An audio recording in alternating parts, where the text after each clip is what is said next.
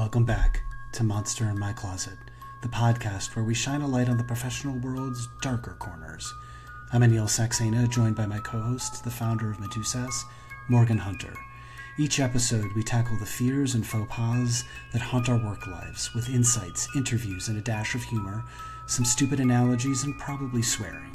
So if you've ever felt like you're navigating a workplace labyrinth, a never-ending approval process, an evil hall of mirrors, or a constantly ending quarter, you're in the right place. Let's confront those monsters together. Are you ready? Let's begin. Hey everybody, welcome to another episode of Monster in My Closet. So, Morgan, this week, are we scared or scary? We're scared.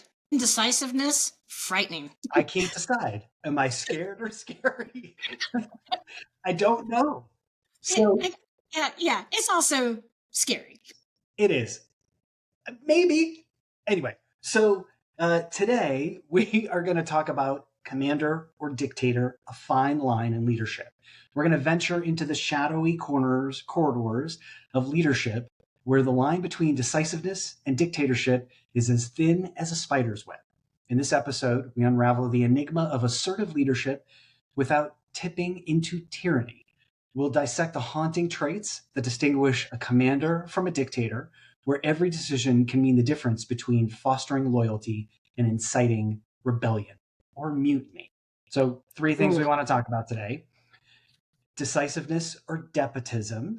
So we're going to dive into the leadership styles to uncover some signs of effective decisiveness and distinguish that from autocratic dominance.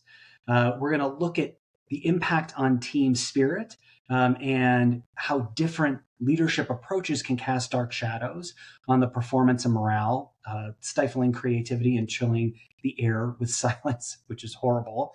And then the last thing is the balance of command and control, learning some of the swift, firm decisions, nurturing a culture of trust and respect, and really getting to the heart of how do we really help to be more decisive. So I think this was a topic that I was kind of interested in because I think one of the things that is really interesting about being a leader is that fine line between being somebody who makes decisions and being somebody who kind of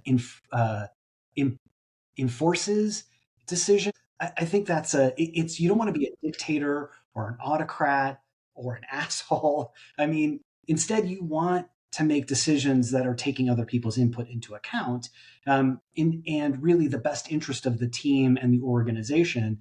And so you want to set a path without dictating that path. You want to set direction without dictating the path that people take.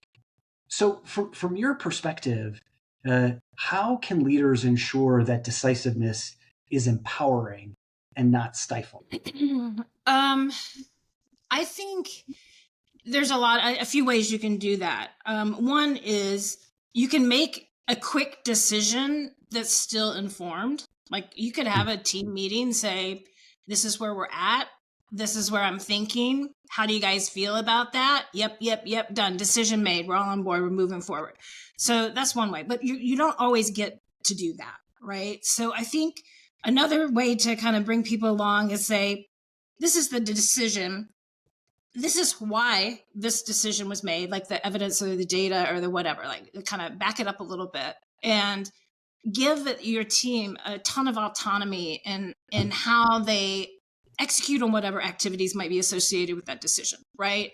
So I'm trusting you to do what you do best and realize these outcomes or goals that we need to drive. So it's a couple ways.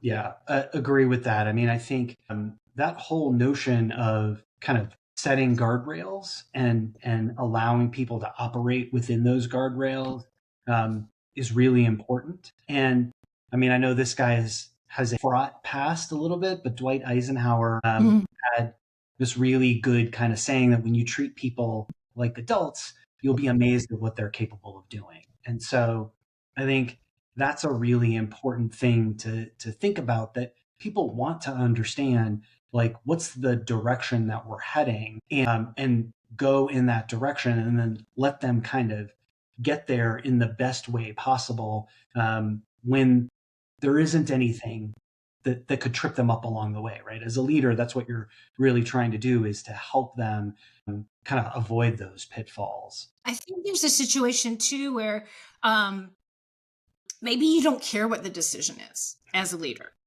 I mean, it's just like pick one or the other. I mean, there's it's low risk, low consequence kind of decision making. I think that's also an opportunity to let your team members decide without your influence.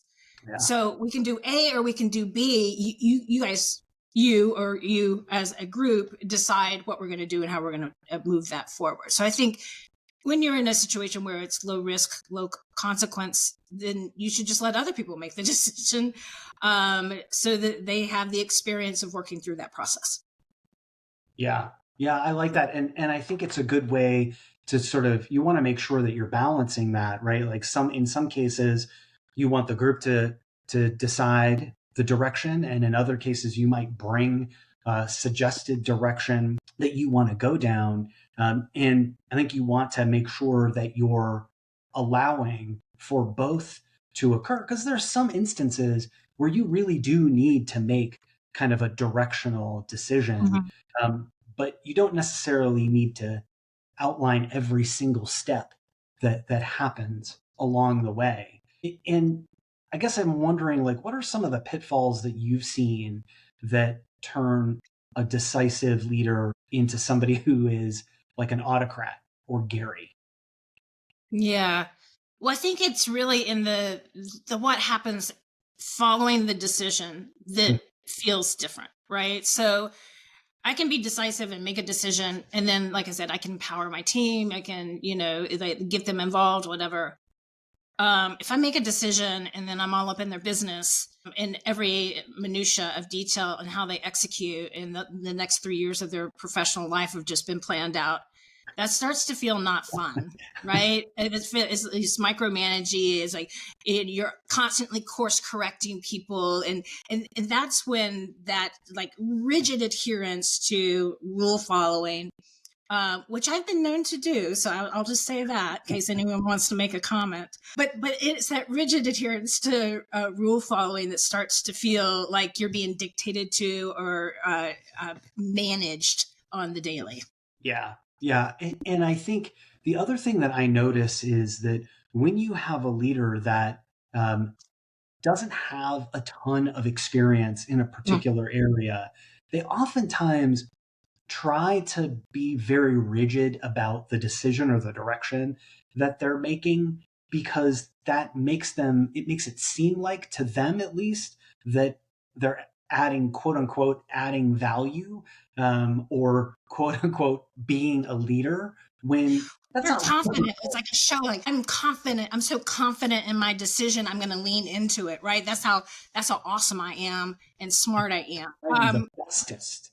Right? I'm super smart. It's funny because that really hurts them and prevents them from having a learning opportunity. Because what if you made a decision and you were full aware that that was the wrong decision? And now you've backed yourself into a corner, right? Because you've sat there and defended it unnecessarily for a time with your team or whatever. And now you can't back out of it, or it's very difficult to back out of it. So I think it's important, if you're not the smartest person in an area, it's okay to say that. Like, I've made this decision based on my available data. If new data presents itself, we may course correct, right? So you kind of leave yourself out, and you leave the door open for people to give you new data if necessary. I mean, I think that's really smart. And to me, it feels like there's a handful of things that are common pitfalls that leaders fall into.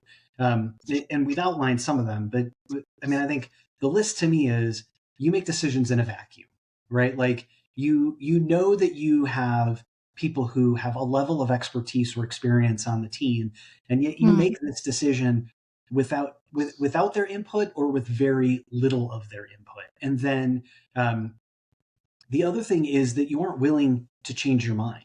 So you make a decision and or you set a direction, and then people who actually might have experience in that area point out some things that you may want to shift or alter or change, but you're unwilling to do that. And then the last thing is, and I have, and I'm sure you have experience with this as well, is you blame others when your decision is incorrect. So it's not that the direction that you set or the decision that you made led to that failure or the thing not working out. It's the people that worked on it or the systems that were supporting it or things like that. Yeah, 100%. It's that nasty external locus of control that triggers me. Yeah. You brought up something really interesting, though. So there are some decisions that you have to make where you can't involve people, right? But Yeah. when I think about it, how many is that really? Like, how many decisions do you make as a leader that you need to make 100% solo without any feedback or input from the experts you've hired to be around you, right? I feel like it should be a very rare thing that decision making isn't collaborative, that you should be relying on the professionals around you to help influence or at least provide the data for the decision making. Yeah, I agree with that. And I think more and more as we are working in this world of kind of technology workers or information workers, where everybody has access to tons of information, I think it's really important to make sure that you are checking in with folks. And I think the other thing is that you can be really transparent when you're making a tough decision or Mhm. you need to shift something and tell the truth about, hey, look, this is the decision that I think that I'm making or the direction that I think we need to go in. Tell me how this could go wrong versus saying, hey, let's talk about this direction and I want your input, but then you give your input and they totally ignore it. I think that Yes. undermines you. Yes. If our listeners are listening and you have not listened to the feedback farce, I definitely recommend that you go back and catch that episode because we dive into that quite a bit there. I think if I was listening right now, I might be thinking, well, there's no way as a manager I'm going to have every decision be a democratic decision. And I just want to be clear that definitely not what we're suggesting No. because it's not always a democracy. But I think this is, for me, more about making the best informed decision that I can and being very transparent about that decision making. Yeah, I totally agree with you. And I think, the reality is that much of our lives are not just democratic decisions are not being made. I mean, people are making decisions for us or around us that impact us all the time. It Mm-hmm. is how you involve people in the decision, in the development of that decision, in the execution of that decision, that really make or break that whole feeling of, is it a tyrannical kind of decision? Am I dictator? Or am I a leader? Am I somebody that people feel like they have input on the direction of the organization? And it's a pretty fine line. I mean, Mm-hmm. I think the reality is that as a leader, you have access to information that others may not. And so it's important that you utilize that information, but you want to make sure that your team and your close compadres are aware of, as much as possible, why you're making the decision that you're making and to help you craft it in a way that makes the most sense for the organization. Yeah, I think it's important to acknowledge that making a decision and being wrong is painful. Mm. And I can remember, early in my career where it was difficult for me to back out of a decision because again, I didn't want to look like I didn't know what I was doing. But you really just kind of have to bite the bullet and say, when I made the decision, this was the information that was available to me. And now I have new information. Here's what it's looking like. And based on that new information, my recommendation is we do this we course correct over here. But you kind of have to do that a lot to get comfortable doing it, right? To be okay looking your superior in the eye and saying, I've changed my mind. We're now doing this other thing. But it comes with practice. It does come with practice. And I think, it's an important skill, though, because the reality is that none of us are infallible, right? I mean, I distinctly remember when George W. Bush or George H.W., one of the Bushes, was running for president, and a reporter said, "What mistakes have you made?" And he couldn't answer the question, right? Like, what mistakes have you made deciding things? And he had this famous thing, like, "I'm the decider," right? Like, he was this wrestling guy, like, "I'm the decider. I'm going to come off the top rope and hit you with the elbow," or whatever they do. But I think that's such a fallacy, that we make tons of mistakes all the time as leaders, as individuals. And the faster that you can recognize that and correct it forward, the better. I mean, I remember we rolled out this big training package that in the current role that I'm in, and we sold a bunch of them. And I had not done as good a job as I could have in making sure that my folks understood the limitations of the package. And over the holidays, at the end of the year, this person needed to get a question answered and was CCing the world on emails and just, trying to like rustle people out of bed, right? Like, we need to handle this right now. And I had to go back. I could have said, like, very publicly that this person is wrong and nobody should listen to this person, and just ignore. But instead, I recognized that, hey, that was actually a failing on my part. And so she was doing, this gender non-specific person. I am so bad at this, Morgan. How do you keep that shit straight in your head? As we have said before, that most of the smart people in my life are women. So, right, like, we'll just default to that. So what I said was that she was doing exactly what she should have been doing. She was following through, taking care of the customer, and the failing was on my part as the leader. I didn't let her know what she should be doing. Here's how we're going to correct it in the future. That's the decision. Let's move forward. And it just took the pressure off of everybody. And I didn't leave her to hung out to dry. It was actually, she was seen as somebody who was really taking care of the customer, which is what she should have been doing. Right? Yeah. I think it's this whole the psychology of making a wrong decision and why people lean into that. One of the things that I find helpful for myself is to get out of my own head and think about what would the CEO of the company want me to do, given the data that I have on this? Like, it's the whole stockholder thing. What would a stockholder expect me to do, given the data that I have?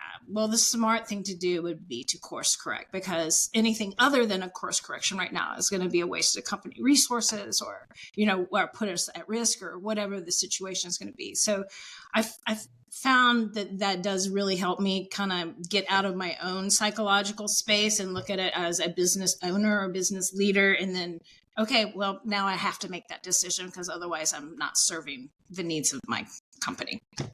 I totally agree with you. And I think there's a lot of research lately that shows us, like, what's a really successful way to make decisions in this constant state of change, and really putting yourself in the headspace of a CEO or a senior leader is a really good idea. And we'll share this in the show notes, but there was this great article And it kind of encapsulated that there's kind of four big things that are important to think about. So one is that the world is complex, right? So the traditional ways of leading people may not serve us because things are unpredictable, right? So we just have to understand that that's going to happen.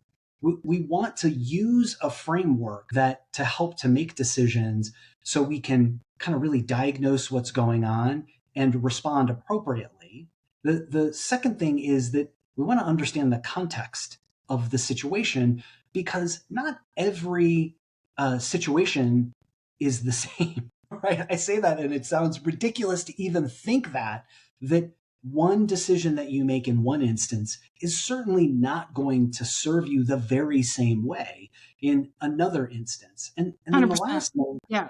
is Yeah. that you need to be flexible and adaptable, which is exactly what Morgan and I have talking about.